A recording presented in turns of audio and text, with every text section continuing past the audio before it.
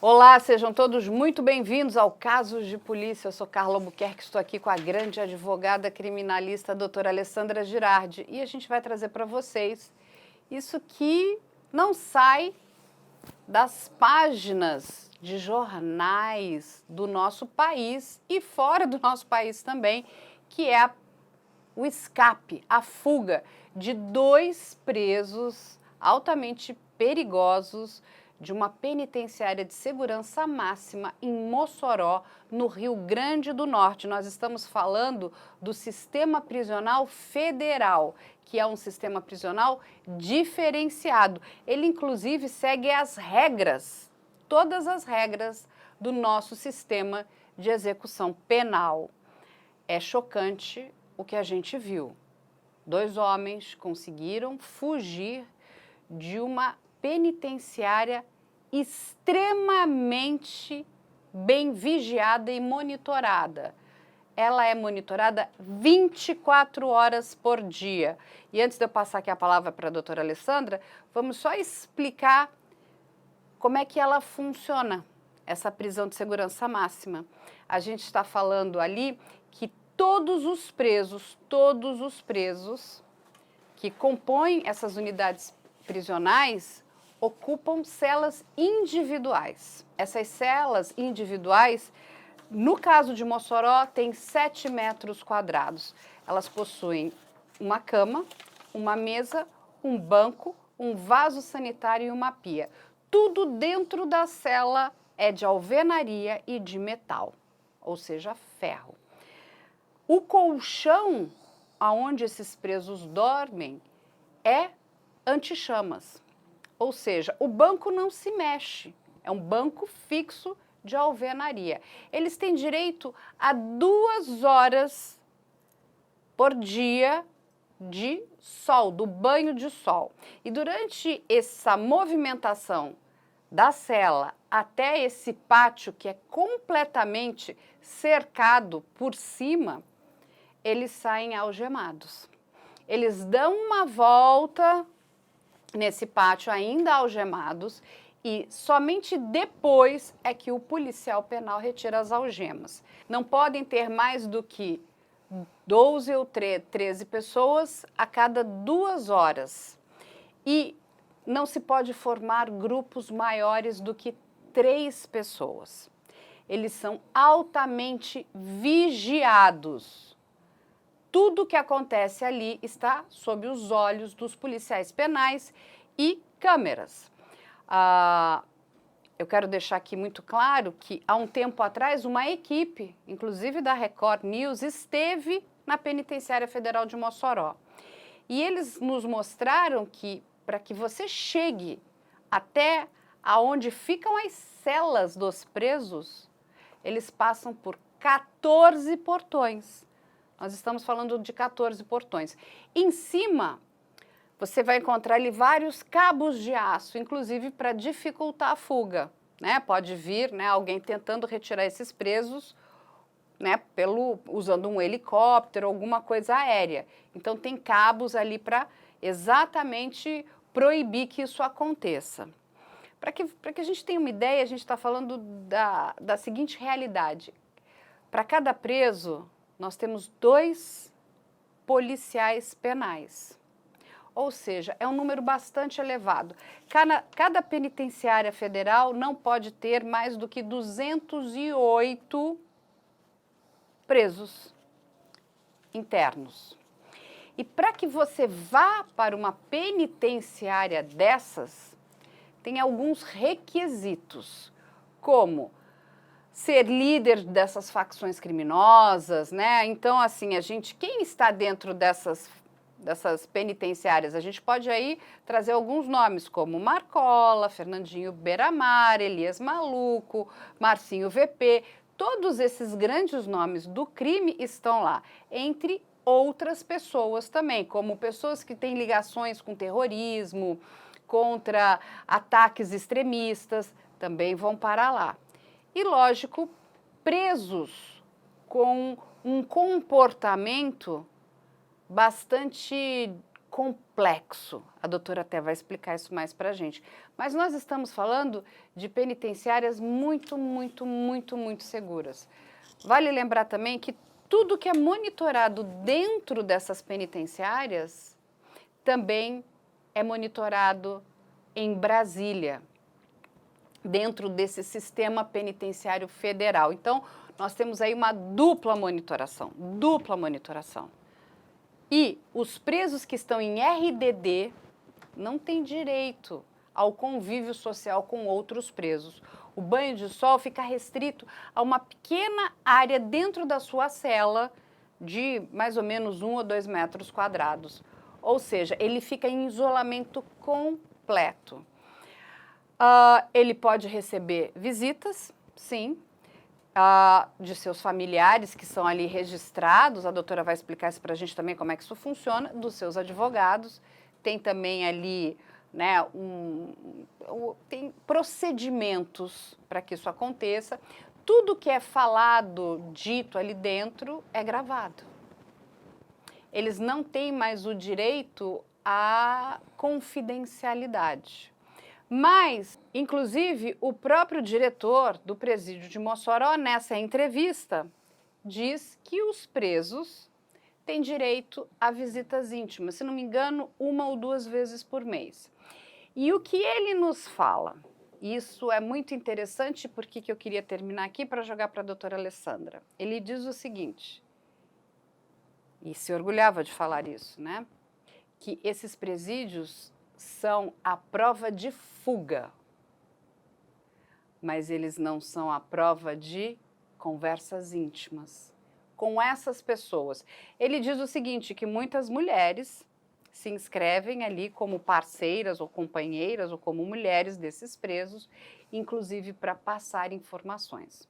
Ou seja, ele deixa essa frase, e a gente vai mostrar aqui para vocês no final, essa fala desse diretor do Presídio Federal de Mossoró, que o presídio é a prova de fuga, mas não seria a prova de trocas de informações externas. Pasmem, infelizmente, se provou o contrário. Esses presos conseguiram se evadir. Agora, o que mais chama a atenção, porque nós estamos falando ali, até pouco tempo atrás, quem estava em Mossoró era um preso bastante famoso, que é o Marcola. A inteligência da Polícia Federal conseguiu informações de que ele gostaria de fugir, né, uma tentativa de fuga. Ele foi transferido para Brasília. Quem está lá hoje? Fernandinho Beiramar, que é, vamos dizer, dentro da hierarquia do crime, um criminoso muito poderoso. E a pergunta é, como é que esses 2 presos, que a gente sabe que são perigosos, um deles tem até o apelido de Tatu, não é à toa, né? Nós estamos falando do Rogério da Silva Mendonça e do Deibson Cabral Nascimento, fugiram. Fugiram. Um tem 36 anos e o outro 34 anos. A ficha criminal de ambos é muito longa, doutora Alessandra. São pessoas muito perigosas, muito violentas e trabalham para facções criminosas, né? Justamente, Carla. Primeiramente, obrigada pelo convite. Sempre um prazer participar aqui do Casos de Polícia. Carla, esses fatos, essa fuga da Penitenciária Federal de Mossoró, só comprova uma coisa, que nenhum sistema penitenciário é infalível. Nós achávamos que realmente fosse infalível. As penitenciárias federais, elas existem desde 2006. Salvo engano, Mossoró teve uma fase que foi interditada após 2006 e aí foi em 2010, voltou a funcionar, voltou a receber presos do regime disciplinar diferenciado, mas realmente nos causa muita surpresa, nos causa muita preocupação que o sistema penitenciário federal brasileiro seja tão falho. Evidentemente que as razões que ocasionaram essa fuga da Penitenciária Federal serão apuradas através de procedimento apuratório disciplinar interno e será instaurada a sindicância também, haverá apuração de responsabilidade criminal, eventual responsabilidade criminal de participação de algum funcionário público, de algum agente penitenciário, de algum policial penal ou não, isso aqui é uma conjectura, mas há sim a possibilidade de que, com o término dessas investigações, dessa apuração, chegue à conclusão que efetivamente houve ou não participação de algum ser humano. Porque o que a gente vê a princípio, pelo que foi até agora apresentado, divulgado, que nós não temos acesso ao inteiro teor dessas investigações que já estão ocorrendo. Mas pelo que nós apuramos até agora, inclusive declarações que foram feitas pelo atual ministro da Justiça, o Ricardo Lewandowski, o que eles aparentemente demonstram que o entendimento do governo federal é no sentido de que foi um caso fortuito. Essa fuga ela foi originada em razão de falhas da própria unidade prisional, o que é lamentável se realmente eles vierem nesse viés, justamente porque o nosso sistema penitenciário, Carla, ele foi inspirado no sistema penitenciário americano, na Supermax, que é infalível. Então não há até hoje nenhum precedente. E aí a gente pensa, mas como que isso ocorreu? Porque nós não estamos falando de grandes líderes de organização criminosa. A gente pode classificar o Rogério, né, o Querubim e o Davidson, o Tatu, o Deivinho, como soldados ou até lideranças dentro da organização criminosa, mas não de tamanha expressividade. Eles não são hierarcas dentro das organizações criminosas, mas eles sim compõem a organização criminosa. E quem diz isso? As ações penais que eles responderam, a execução penal, os pedidos que foram feitos administrativamente, judicialmente, para que eles fossem transferidos do Rio Branco, do Acre, para a penitenciária de Mossoró. Agora, como o próprio ministro declarou na sua entrevista coletiva, que essa fuga muito provavelmente custou muito barato. Não custou nada. Então, há a possibilidade dessa fuga ter custado R$0, mas falhas sucessivas do sistema de segurança máximo do nosso sistema penal, do nosso sistema penitenciário, realmente a gente vai ficar conjecturando, mas há possibilidade. Vamos lá, Carla. Como que se deu essa fuga? Foi por baixo, foi por cima? Segundo o ministro, divulgado, né, agora recentemente, a fuga foi por cima. Isso. Então, houve uma falha no sistema de alvenaria da unidade prisional e eles saíram pela parte onde há a iluminação da cela. Isso. Ok. Só que a gente está falando de regime disciplinar diferenciado, Carla. RDD é o isolamento do isolamento. O regime disciplinar diferenciado, ele é tão... É uma medida de exceção de privação de liberdade. Porque o preso que está no regime disciplinar diferenciado, nem com advogado ele pode falar. Eu, para falar com um cliente meu que está numa unidade federal de segurança máxima, eu sou gravada, eu sou monitorada. Isso. O tempo inteiro.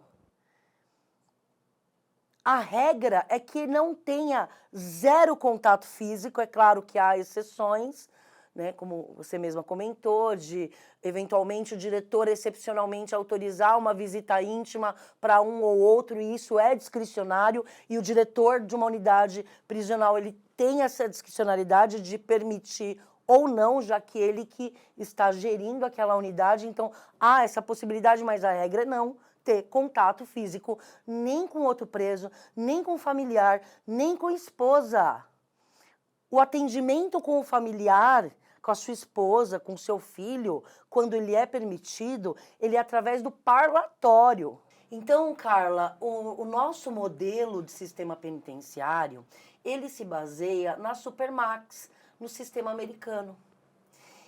E aqui no Brasil, nós temos o regime disciplinar diferenciado, que é o isolamento do isolamento. Então, a exemplo de Mossoró, nós temos um sistema penitenciário de segurança máxima, e dentro desse sistema de segurança máxima, nós temos o regime disciplinar diferenciado, como se fosse a eterna solitária. Era onde esses presos estavam. Exatamente. Até então, para a gente explicar isso para as pessoas. Isso. O que é importante? Esses dois fugitivos, eles não se evadiram da ala de segurança máxima de presos perigosos, mas presos comuns. Eles se evadiram do próprio RDD, do regime disciplinar diferenciado, que, ao contrário dos demais presos, não tem visita íntima, não tem contato físico, nem com familiar. Inclusive, essa é uma das grandes reivindicações da comunidade carcerária, é que no RDD não há sequer contato físico nem com o filho, nem com a esposa, com ninguém.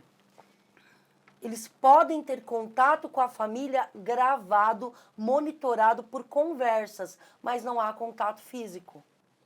Não tem contato com advogado, não tem contato com familiar, não tem visita íntima. O isolamento é por completo. No RDD, excepcionalmente quando é permitido banho de sol, porque muitas vezes não é permitido banho de sol, é solitária de verdade. Esse banho de sol, quando excepcionalmente é permitido, ele é algemado num pequeno espaço onde entra os raios solares ali por 2 horas. Então, aqui a gente poderia entrar nas questões de dignidade da pessoa humana, mas a questão aqui é como que essas duas pessoas se evadiram do RDD se a regra é isolamento por completo? Como é que eles estavam na mesma cela? Justamente, se o isolamento é por completo e a regra é cela individual, como que eles saíram pelo mesmo buraco da iluminação? Pelo mesmo acesso? Então, isso a investigação já vai ter que explicar por que eles estavam juntos no mesmo local. Porque não é coincidência. Aí é onde entra a minha conjectura, a minha teoria de que não foram só falhas nos protocolos, mas sim também, eventualmente, tenha ocorrido uma facilitação de fuga por parte de algum policial penal, de algum agente penitenciário. Isso ainda vai ser apurado. Mas o que causa mais estranheza é que, no Brasil, depois de tantos anos, um sistema que foi concebido e inspirado em Alcatraz, porque a Supermax, que é o sistema penitenciário americano, em que nós adotamos o modelo, foi inspirado em Alcatraz. E hoje a gente vê que não é infalível. E é lamentável porque isso fragiliza o nosso sistema de justiça, isso demonstra que o Brasil ele tem que investir em segurança pública, ele tem que investir no sistema de justiça penal, porque o que a gente vê aqui é que não é só os agentes, a sociedade está em risco. Sim, porque são primeiro, presos altamente perigosos que estão soltos. Muito provavelmente ainda homicidados na região ali, né? Eu acredito que a primeira medida que o nosso governo federal tem que tomar é a recaptura. A recaptura. Se o ministro entende que, a priori, não foi paga essa fuga, não houve nenhum envolvimento com agentes, com policiais penais, se realmente foi um caso fortuito, oriundo de falhas do sistema da unidade prisional, então tem que recapturar rápido, porque eles estão por ali. Se não houve facilitação, porque se houve facilitação, muito provavelmente algum veículo estava lá fora. Outra, iluminação falha. As câmeras, coincidentemente, muitas das câmeras de segurança, no momento dessa fuga, que foi durante a noite de carnaval, não estavam funcionando. Não, isso é um Talvez absurdo. alguém tenha facilitado, ou por uma coincidência, naquela ocasião, elas não funcionaram, por alguma falha técnica. E aí, Alessandra, tem um dado que é bastante relevante, que acho que a gente tem que trazer aqui para as pessoas, é o custo desses presos nessas unidades, né, de detenção federais. Variam entre 35 a 40 mil reais. Esse é o valor. É um valor bastante alto por preso por mês. Ou seja, a grande maioria dos brasileiros não ganha isso.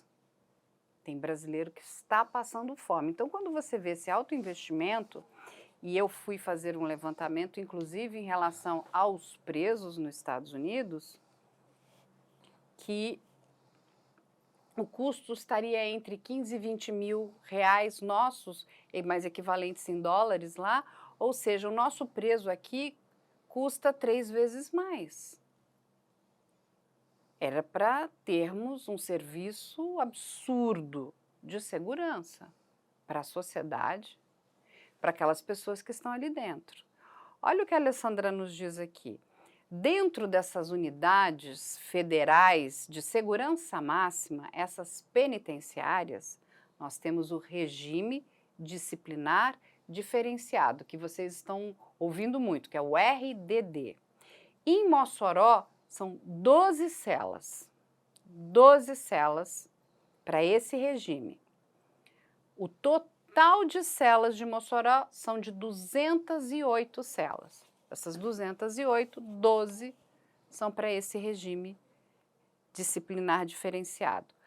O que a Alessandra vai nos explicar mais aqui é que durante o tempo que aquele preso estiver nesse regime, ele não tem acesso a nada. Mas não é que ele não tem acesso a nada mesmo. Eu vou perguntar aqui para a Alessandra, o que ele pode fazer durante o tempo que ele está dentro daquela cela?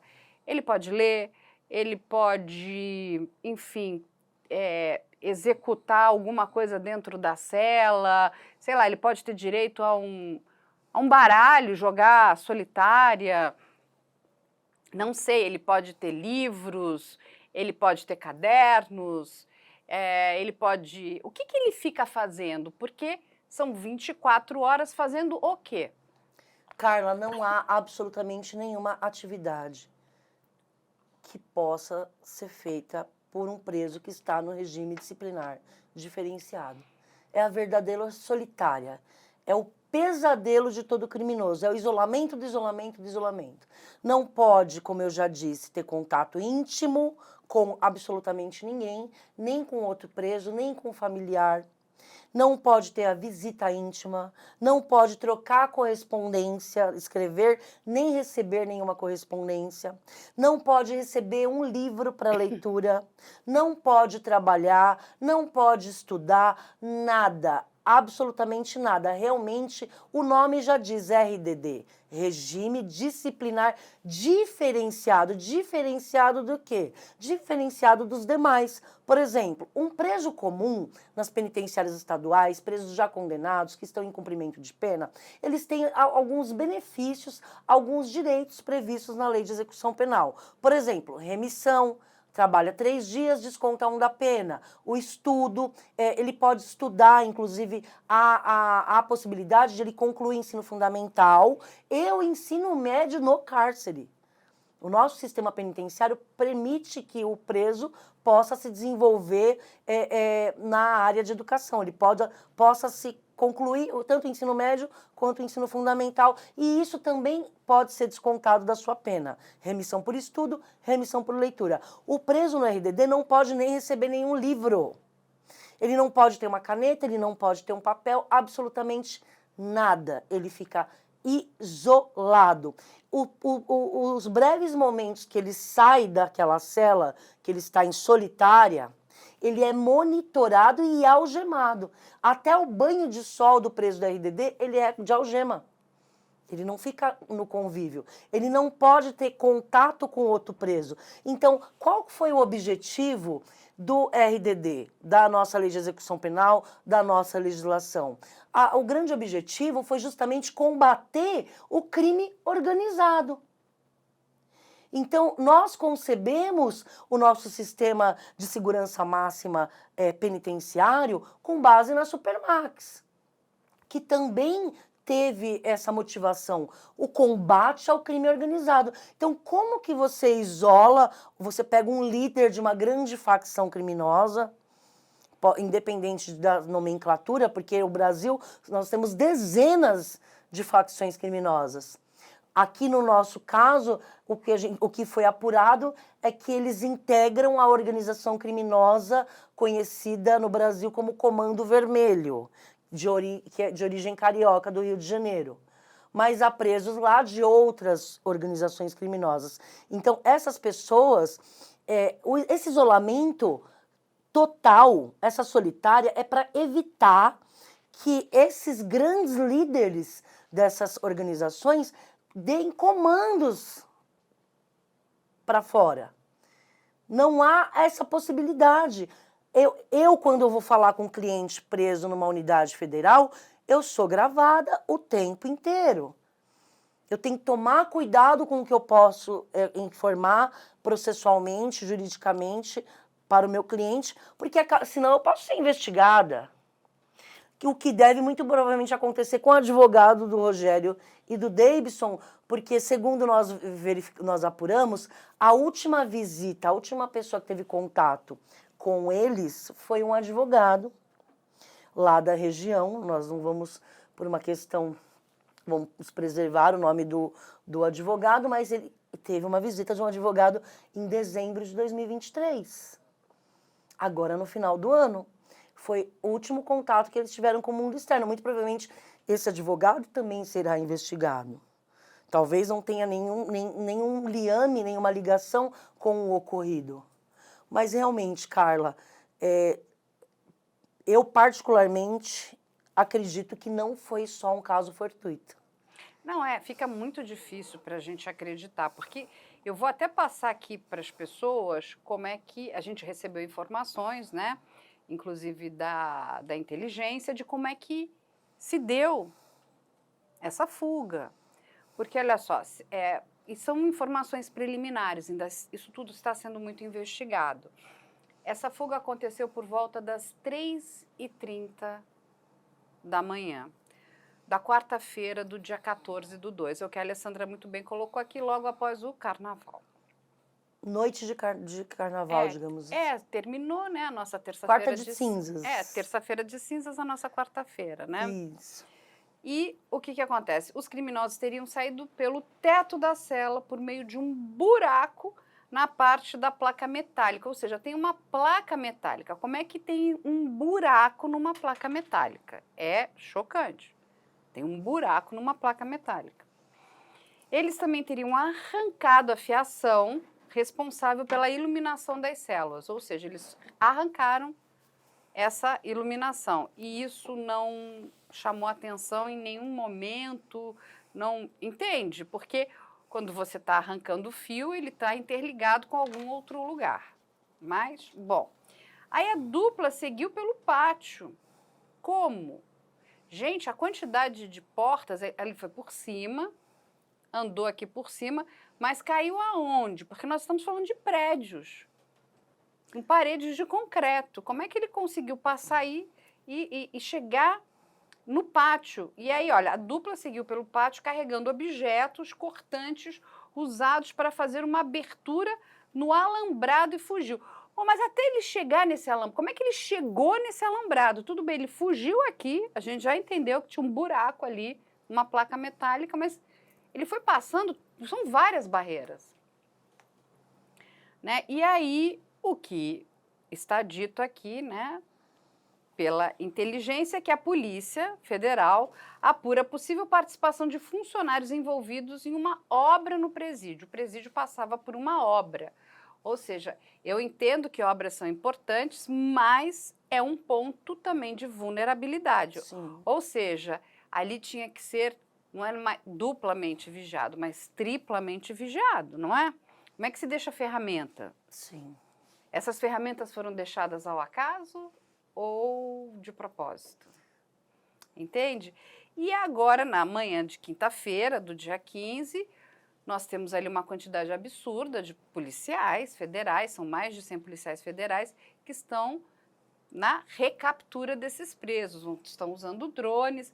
Mas vale lembrar que do presídio até uma cidade, nós estamos falando de 15 quilômetros. Sim. Ou seja, um ponto, né? Área rural. Que ali é uma área rural, a gente até vai mostrar as imagens, tem muito mato em volta.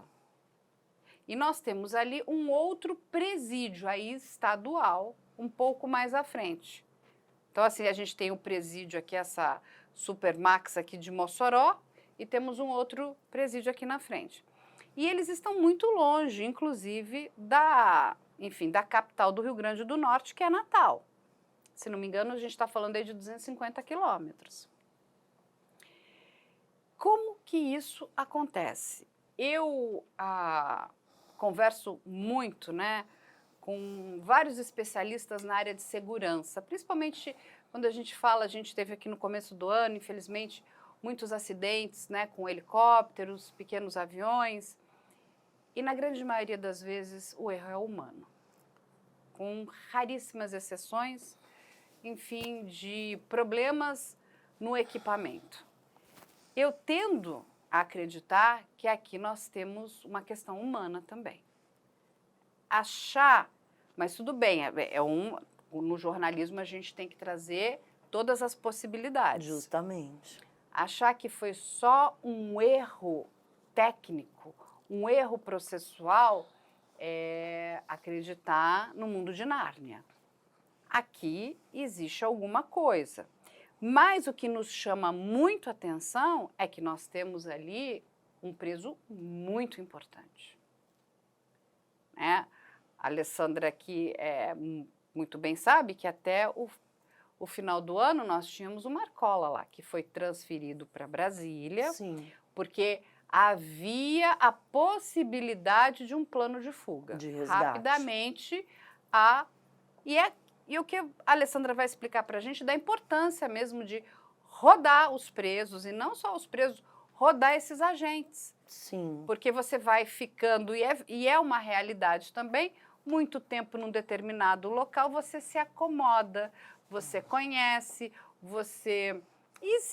acaba que existe um relacionamento. O preso está lá, bonzinho, educado, não está oferecendo perigo, não tem por que o policial ser bruto, relaxando. grosseiro. As pessoas conversam, Sim. as pessoas falam, porque nós somos seres comunicativos. Sim. Porque ficar sem comunicação também é horrível. Sim. Né? Existe, e nós estamos falando aqui de presos que são... A gente precisa, né, também ser bastante honesto com o público, são presos inteligentes. Não são presos quaisquer. São pessoas que também conhecem a arte de manipulação. Então, olha como tudo isso, né, você tem um preso que é inteligente, você tem presos ali com alto poder financeiro, porque é o que a Alessandra falou, nós estamos falando de facções criminosas que atuam no ramo do tráfico de drogas. Eles movimentam muito dinheiro, gente, muito dinheiro. Onde está esse dinheiro? Eles foram presos, mas não significa que esse dinheiro desapareceu. Está em algum lugar. Justamente. Então, assim, eles têm um poder, né? E não só eles. Nós estamos falando da organização. E, de novo, é um erro a gente também não entender o significado das palavras. A palavra organização fala muito. Eles são organizados. Né? São organizações criminosas, eles são de fato organizados. Então, o seguinte, existe ali códigos entre eles. Né? da irmandade deles, enfim. E é sobre isso. A população precisa entender o que aconteceu, porque nós pagamos impostos muito altos, o custo desses presos é bastante alto, né? É significativo. Sim. E o que a gente precisa fazer? E assim, a minha pergunta, você vai deixar uma pessoa 24 horas em isolamento? Você não está piorando essa pessoa? Entende? Assim, tem algumas questões que, quando a gente olha, são muito complicadas. Os Estados Unidos, depois eu vou trazer aqui mais informação, existe a Super Max. Fica no Colorado. El Chapo está lá. Como que funciona esse presídio? O preso não sai da cela. Ele fica 24 horas trancado na cela, ele não sai, não existe convívio social. Mas ele tem lá os seus direitos, ele pode ler livros, ele, enfim, deve ter algum mecanismo, né, de fazer alguma coisa ali dentro da cela onde ele vai ficar. E vale lembrar que nos Estados Unidos nós estamos falando, né, de um país que permite prisão perpétua.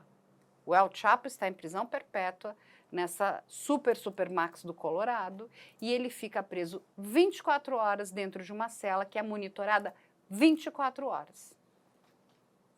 Que é o que ocorre aqui, Carla.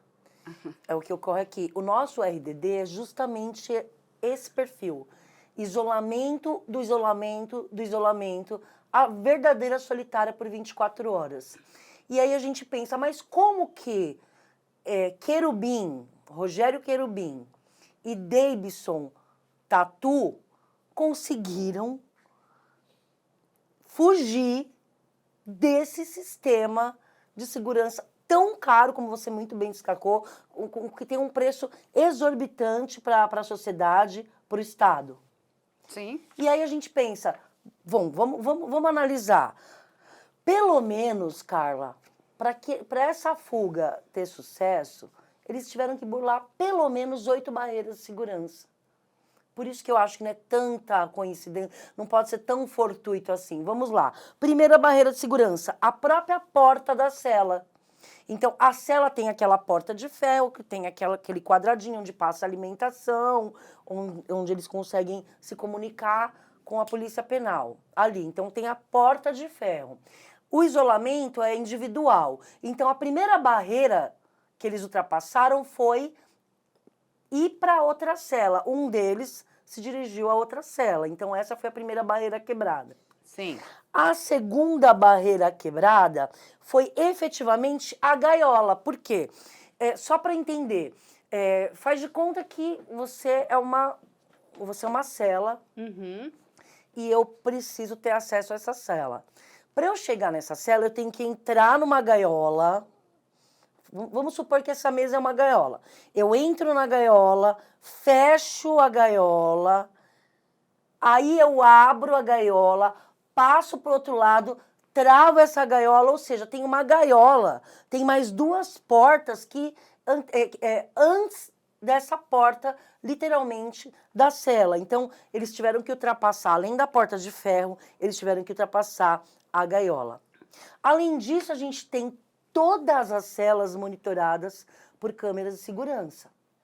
Os corredores, toda a área de convívio, tudo é monitorado por sistema de segurança. E aqui a gente faz uma observação, justamente muito bem observado por você no início, Carla, que esse sistema de monitoramento, além de ele ser local na própria unidade federal, o governo federal tem uma central de monitoramento dos 5 presídios federais, que são Mossoró, Rio Grande do Norte, Brasília, Distrito Federal, Catanduva, Porto Velho e Campo Grande, no Mato Grosso do Sul. São 5 penitenciárias federais monitoradas pelo governo federal em Brasília. E cada uma com o seu monitoramento local. Ou seja, para burlar essa vigilância, os 2, eles burlaram o sistema de monitoramento ali ao vivo, a sala de controle de 2 unidades, da própria unidade de Mossoró e também lá da Federal, do monitoramento do governo federal em Brasília. Aí, para além disso, né, que a gente tem essas salas de controle que fazem o monitoramento dessas câmeras de segurança, a gente tem as rondas que são feitas periodicamente pelos agentes penitenciários, pela polícia penal. Ali é feito, tem os postos de vigilância e rondas. Tudo isso também foi ultrapassado. E ainda as torres. Nós temos as 4 grandes torres. Sim, com snipers. Com snipers, vigilantes. Não é possível que as 4 torres, os agentes, os policiais cochilaram. Nas 4 torres. Então, todo mundo cochilou. Cochilou o pessoal da sala de controle em Brasília, cochilou o pessoal da sala de controle em Mossoró, as câmeras, de repente, não funcionaram, a iluminação estava com a luz muito fraca, delimitando ali a visão de quem estava monitorando o espaço, ou seja, a iluminação. Já foi apurado que, sim, há falhas na iluminação, porque a luz estava reduzida ao redor, a gente está falando de uma madrugada.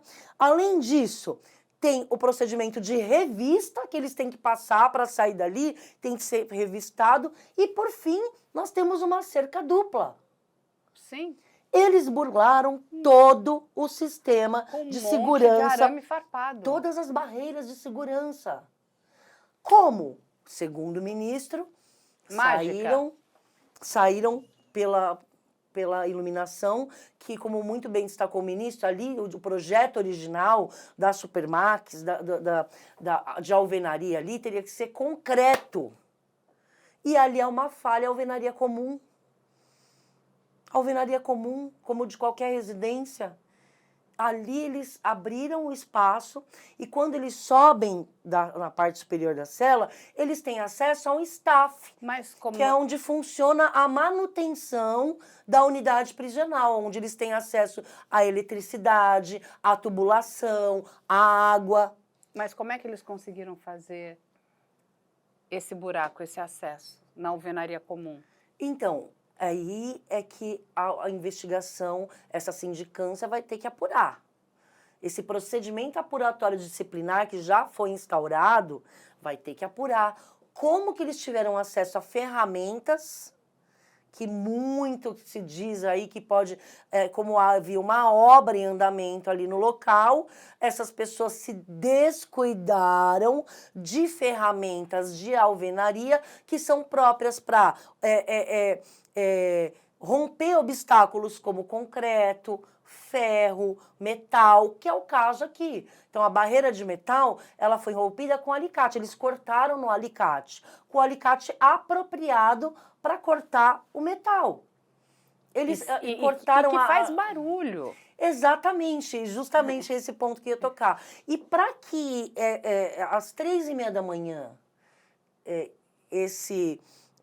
todas essas ações ocorressem, gente, não há como ter obra sem ter barulho. Quem nunca teve um vizinho fazendo obra, incomodando? Qualquer marteladinha incomoda. Então, peraí, ninguém percebeu isso? Então, a meu ver, eu acredito, posso estar equivocada, espero que sim, isso aí vai ser apurado, mas eu acredito que há sim intervenção humana, eu acredito que sim, essa fuga pode sim ter sido paga e muito bem paga. Há teorias dizendo que, não, eles não são grandes líderes de organização criminosa, olha, o Fernandinho Beiramar está lá porque não foi ele que fugiu. Não é interessante, talvez, para o Fernandinho Beiramar? E o fato de eles não serem o Querubim e o Tatu grandes líderes de organização criminosa, não isentam o fato de eles serem lideranças, talvez não com tanta expressividade, mas lideranças dentro do crime organizado e com acesso ao financeiro da organização criminosa.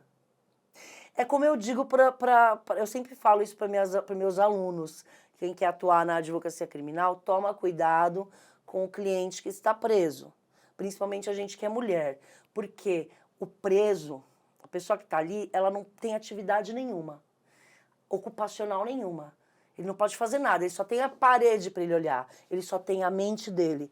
E eu sempre digo essa frase, cuidado que preso derruba avião na ideia. Eu sempre uso esse termo, preso derruba avião na ideia, cuidado com conversa de criminoso, que pode ter ocorrido. Então, vamos conjecturar. Imagina que, gente, é uma hipótese, imagina a hipótese de que o Rogério e o Davidson tenham simulado que são envolvidos emocionalmente, que têm uma relação talvez homossexual, e aí eles se utilizam desse artifício para tentar convencer ali o agente penitenciário, o policial penal, de que essa noite de carnaval eles poderiam passar a noite juntos, para eles namorarem e tudo mais, porque é carnaval, eu vou te dar um dinheiro. Vamos, remota hipótese, tá? Lembrando que isso aqui é uma conjectura. Eles conseguem sair de uma cela e ficar juntos na mesma cela, com esse argumento. Só que na realidade já tinha um plano ali. Não tem nenhum envolvimento sexual entre eles. Eles usaram esse artifício para ludibriar o agente. E se foi paga essa fuga, é muito dinheiro envolvido. Porque tem que comprar a pessoa que está fazendo a ronda, os agentes que são para cada um 2, tem que comprar os 2 ali. Você tem que burlar o sistema de vigilância. Então, você tem que comprar o pessoal da sala de controle de Mossoró, comprar a sala de controle. É possível que todo mundo dormiu nesse carnaval, Carla? Tudo bem que era uma terça para quarta, noite de carnaval, final de carnaval, apuração do Rio de Janeiro rolando, todo mundo curtindo os bloquinhos e todo mundo ligado no que estava acontecendo, porque realmente é um dia típico, que as pessoas realmente podem sim ter relaxado a vigilância, mas todo mundo cochilou, todo mundo ficou disperso, as torres, a sala de controle, a ronda, eu acho muito difícil. Então, eu, Alessandra Girardi, particularmente, acredito que sim, pode ter tido, pode eventualmente ter algumas pessoas que tenham cometido crime de facilitação de fuga, que é o artigo 351 do nosso Código Penal, é crime, isso será apurado administrativamente, isso será apurado também na esfera criminal. Eu espero, de verdade, que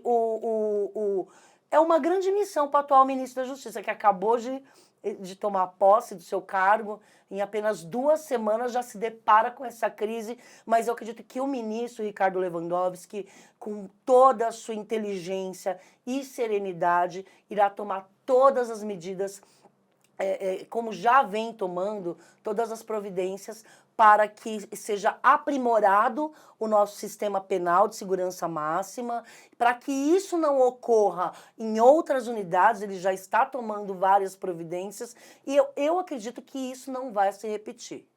Eu acredito que realmente pode sim também ter sido um caso fortuito, que foi ocasionado em decorrência de várias falhas dos protocolos do nosso sistema de segurança. Muitos dizem que falam, tem que mudar a lei, tem que piorar o RDD. Não. A nossa lei de execução penal, o nosso regime disciplinar diferenciado já é muito rígido.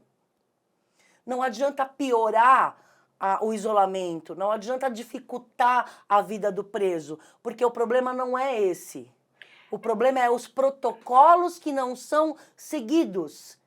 A falha nos protocolos, e eu defendo ainda, Carla, que não são só os presos que devem ser monitorados. O trabalho do agente penitenciário, da polícia penal, também tem que ser monitorada. Não só o preso, o policial penal também tem que ser monitorado. Os policiais penais, eu defendo que eles têm que ter câmeras corporais.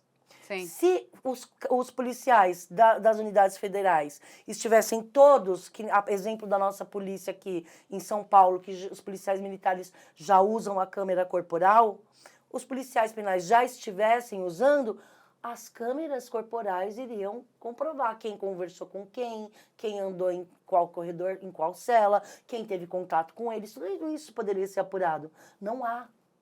Não, eu concordo plenamente com a Alessandra. Eu acho que dentro desse sistema prisional precisa ter mais monitoração, né? Eu não consigo imaginar o que dá para piorar, né? No sentido, ou a palavra correta não seria piorar, o que dá para apertar mais no sistema, né? Porque o isolamento do isolamento, a pessoa ficar 24 horas dentro de um espaço onde ela não pode fazer absolutamente nada, não existe nada pior do que isso.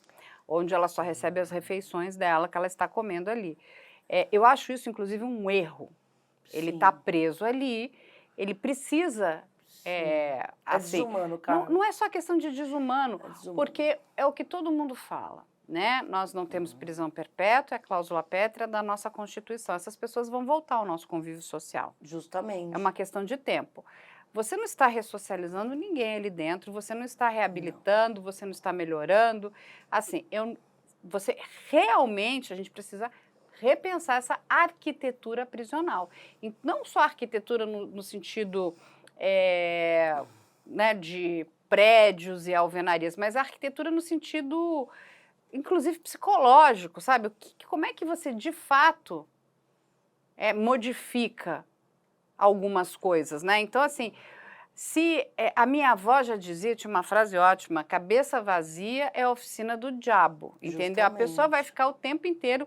E assim, gente, a pessoa que entrou ali no presídio, o que ela fica pensando? Como é que ela vai sair dali? Porque ninguém quer ter a restrição de liberdade em qualquer lugar.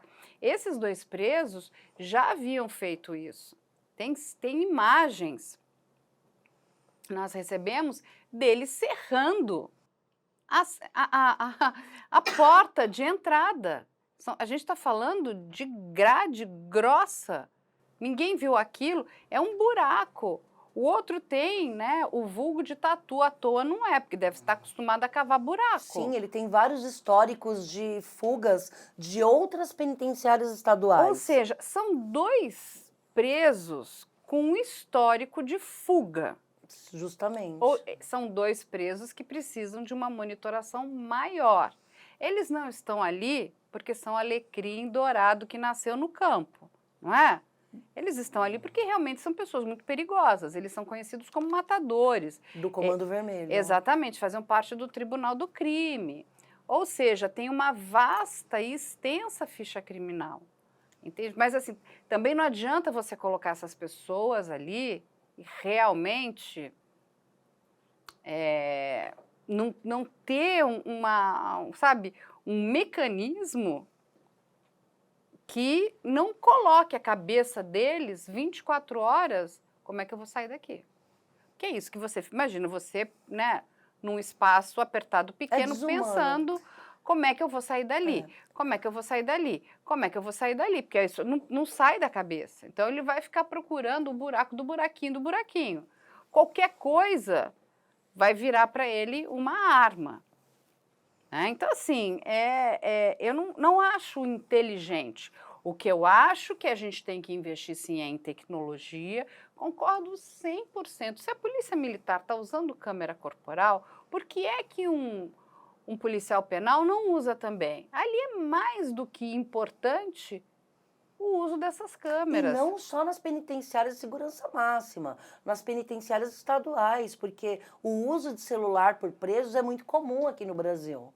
A comunicação é proibido, é falta grave, mas é muito comum a apuração de sindicância, de falta disciplinar por uso de celular nas unidades prisionais, não só a penitenciária de segurança máxima, mas penitenciárias estaduais também, que abrigam presos que estão reclusos em regime fechado.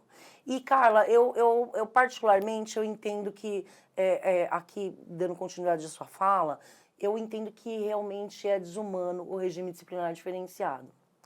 Ele realmente esse isolamento do isolamento, essa solitária, essa proibição de contato físico, de comunicação, e essa ausência de nenhuma atividade ocupacional, eu entendo que fere os princípios da dignidade da pessoa humana. Inclusive, há no Supremo Tribunal Federal tramitando uma ação direta de inconstitucionalidade, salvo engano é a de 4162, salvo engano, ela discute justamente a inconstitucionalidade desse regime prisional, do regime disciplinar diferenciado desse RDD. Então, a legislação que regulamenta o RDD, ela já está sendo questionada no Supremo Federal.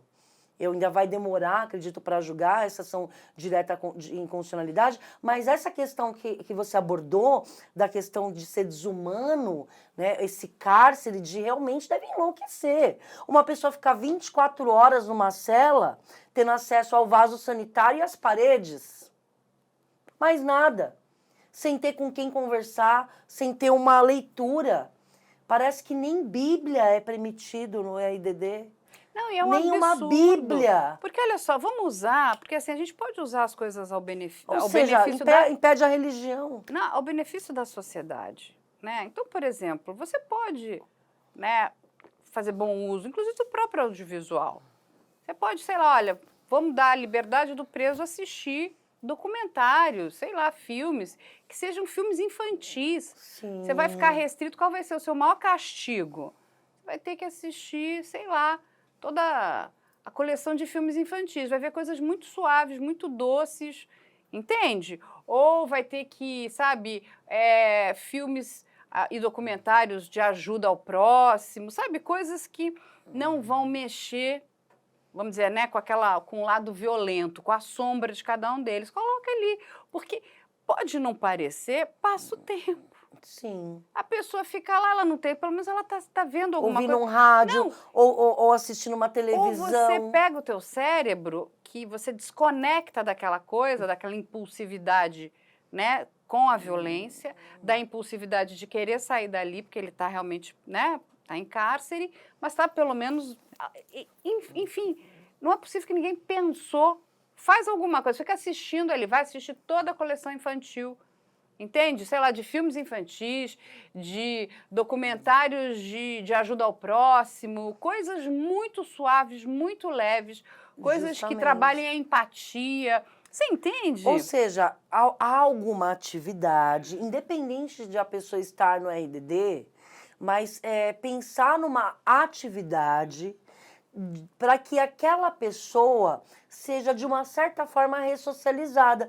Porque o que acontece? O Estado, ele mantém o RDD, Carla, só para quem não sabe, ele tem a duração máxima de 1 ano. Esse regime de 1 ano, ele pode ser prorrogado pelo juiz da execução penal competente, através de uma decisão fundamentada, por quais razões aquela pessoa tem que ser mantida no RDD. Então, por exemplo, a gente tem aqui em São Paulo o PCC, e segundo a gente tem de informação, o líder do PCC seria o Marcola, que está lá na Federal de Brasília.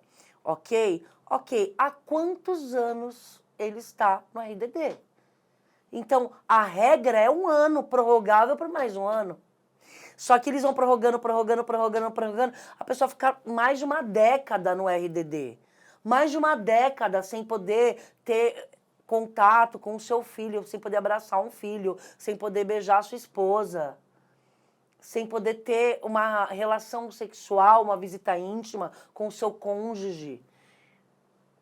Isso é um direito previsto na lei de execução penal. Ter contato, ter comunicação com seus familiares, ter acesso às informações. O preso no RDD não pode saber o que está acontecendo no mundo, ele não tem acesso a informações do que está acontecendo no mundo. Ele também não pode transmitir nada, então ele não pode receber uma correspondência, não pode enviar uma correspondência, é de enlouquecer. Eu entendo. E aí, quando conclui, só para concluir, quando você tira esse preso do RDD, você vai colocar ele aonde? como que esse indivíduo se ressocializou? Você vai devolver esse indivíduo alienado, enlouquecido, perigoso para a sociedade sem ter dado absolutamente nenhum suporte de progressão, de ressocialização e devolvê-lo à sociedade. É lamentável. É uma confusão, entende? De novo, nós estamos falando de presos perigosos e que estão ali, enfim, por merecimento de estar, não é? Porque não são pessoas, né, de bom coração. Ali não tem erro judicial. Né? Vamos, né, ali Sim. tá ali porque fizeram coisas horríveis, né? Sim. Infelizmente. Agora, não adianta simplesmente colocar ali a população pagando esse imposto caríssimo que a gente paga. O custo desse preso é muito alto nesse sistema de tortura, porque é um sistema de tortura. Sim. Entende? Assim, eu abomino o crime, mas eu não sou a favor de torturar ninguém. Não é dessa forma. Sim. A gente precisa sentar, nós precisamos nos debruçar. Ali, de novo, nós estamos falando de pessoas perigosas, pessoas que estão ali querendo sair daquele local. Como é que você trabalha a cabeça dessa pessoa? E eu acho que é isso que está faltando, inclusive, bons, né, terapeutas, psicólogos, psiquiatras, pessoas da área de saúde mental, para trabalhar esses presos. Como é que a gente faz, o que a gente faz com eles, para pelo menos aliviar essa coisa do eu quero fugir, eu quero fugir, eu quero fugir, eu quero fugir, porque é isso que eles pensam 24 horas. Eu quero fugir. Ainda você deixa a pessoa sem fazer nada, olhando para uma parede branca. Ela não pode nem puxar uma cadeira, não pode sair nada, porque tá tudo concreto, Sim. é de alvenaria. Ela anda, senta e assim, né, come, faz as refeições. Ela deve contar arroz, ou contar o caroço do feijão. Justamente. E assim, não é inteligente. Não é inteligente com a própria sociedade. E, Carla, a título de informação, esses presos que estão em RDD, estão em penitenciária de segurança máxima, eles são eventualmente submetidos a uma avaliação psicológica, psiquiátrica, a um estudo social, que é o exame criminológico. Esse exame criminológico que é feito, muitas vezes dura no máximo 15 minutos com esses presos. E sempre tem um laudo desfavorável. Ou seja, você não dá a mínima condição daquela pessoa que está reclusa de se ressocializar, para devolver essa pessoa à sociedade. E quando você vai avaliar, você avalia em minutos. Faz um laudo, copia e cola muitas vezes. Eu falo isso porque a minha trincheira, a minha atuação, a minha militância na advocacia criminal, a minha vivência demonstrou isso. Absolutamente pareceres desfavoráveis de exame criminológico, de exames psicológicos, e o que não poderia ser diferente, pela própria circunstâncias que aquela pessoa está recolhida no cárcere e também pelo próprio Estado que não faz nada para que possa devolver, porque esse indivíduo ele vai voltar para a sociedade, seja fugindo, como é o caso aqui, ou seja porque uma hora a pena no Brasil não é perpétua. O Brasil veda a tortura e o Brasil veda a prisão perpétua. A cadeia, uma hora, acaba. Aqui no Brasil, ninguém pode ficar preso mais do que 40 anos. E isso se a pessoa está respondendo o crime a partir de 2019, porque se foi anterior a 2019, ninguém pode ficar preso mais de 30 anos. E pelo que nós apuramos dos crimes cometidos pelo Rogério e pelo Davidson, os crimes que eles praticaram são anteriores a 2019. Portanto, eles não podem ficar mais que 30 anos presos.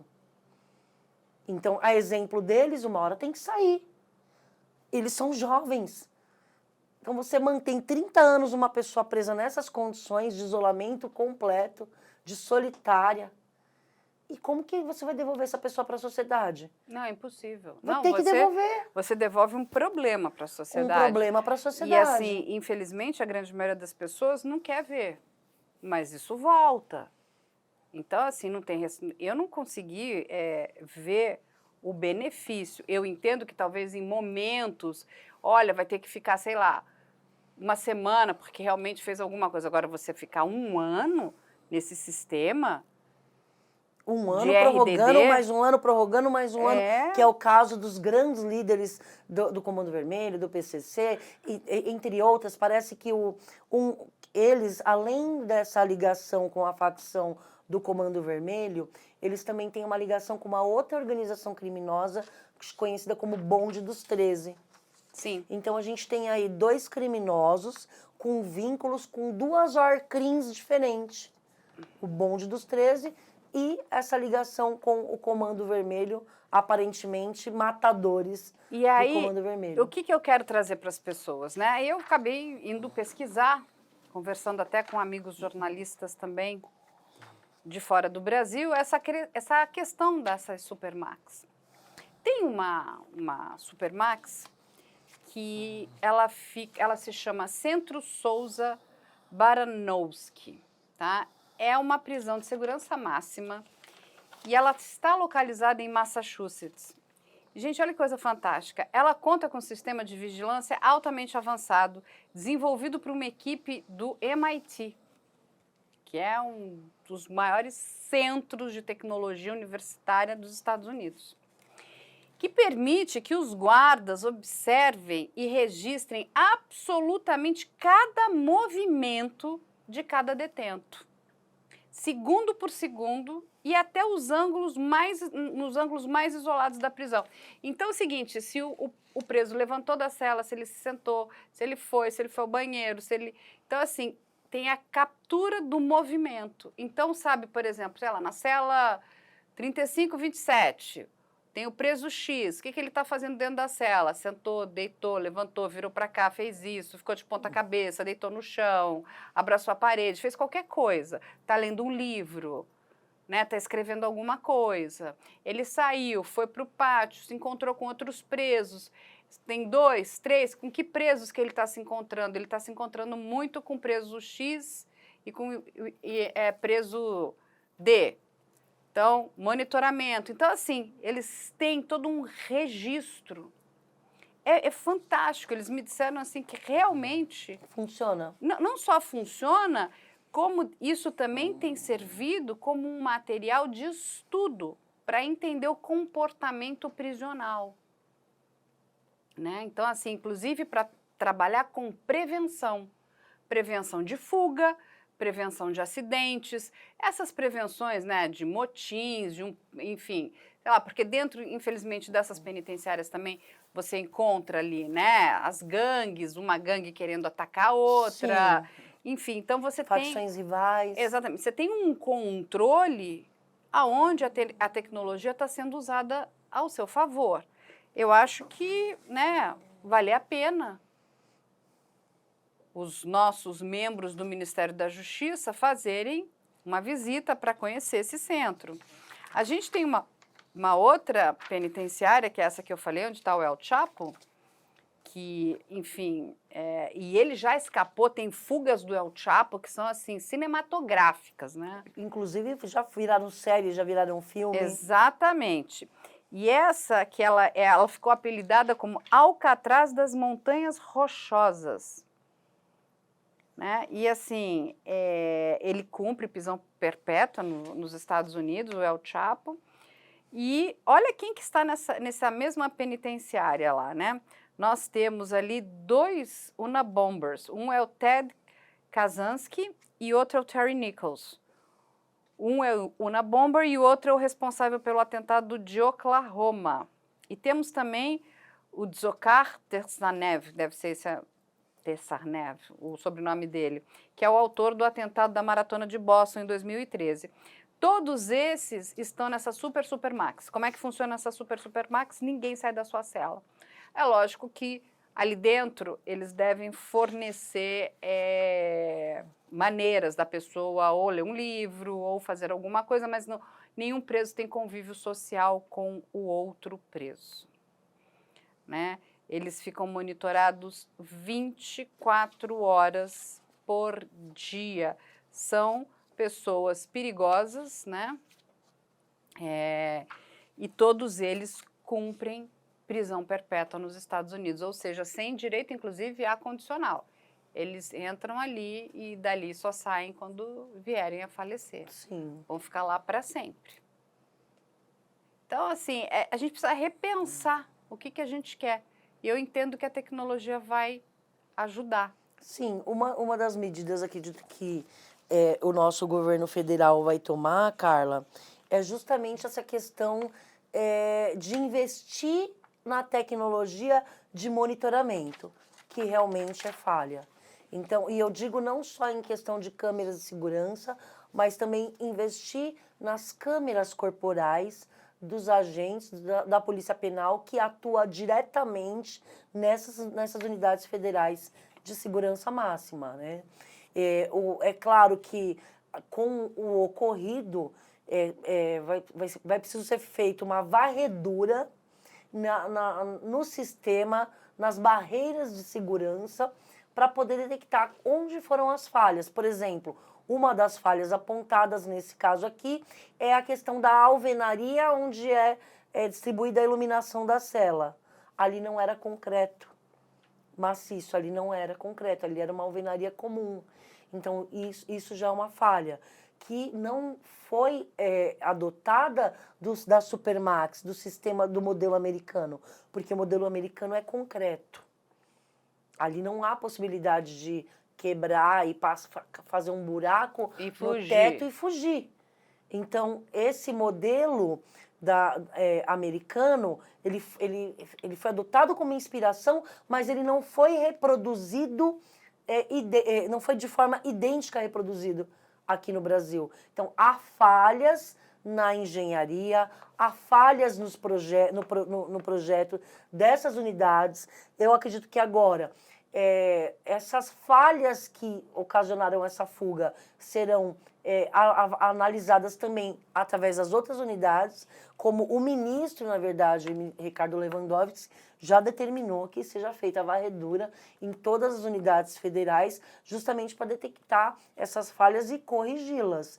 E com essa varredura, acredito que melhorias serão feitas. Já há também determinação de nomeação de novos policiais penais que já foram aprovados em concurso público para fortalecer ali a segurança dessas unidades, mas antes tarde do que nunca, porque o fato já ocorreu.